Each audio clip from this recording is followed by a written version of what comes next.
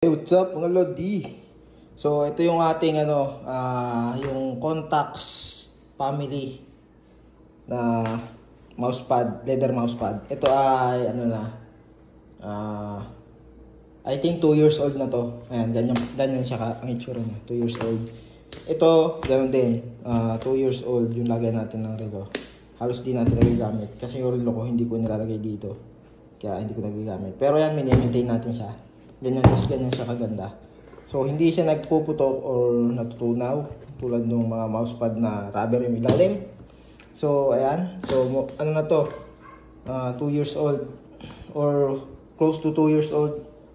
Pero I believe more than 2 years old na to. Hindi ko alam kung anong exact date ko kasi siya binili, pero yun ang ano niya, 2 years or more than 2 years old na to, mga ganun. So ayan yung ilalim niya mga Lodi. May mga signs of usage, yan.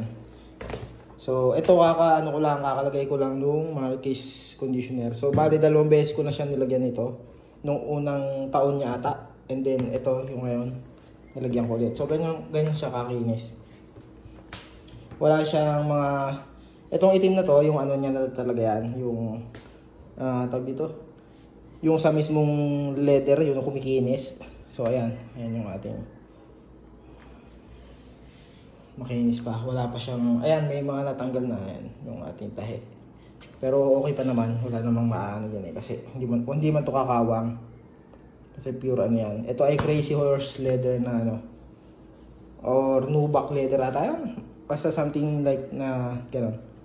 Yan, ganito siya kapal. Ito yung kanyang pambalot dati, yung nung nakarolyo to, ito yung kanyang pambalot. Yan.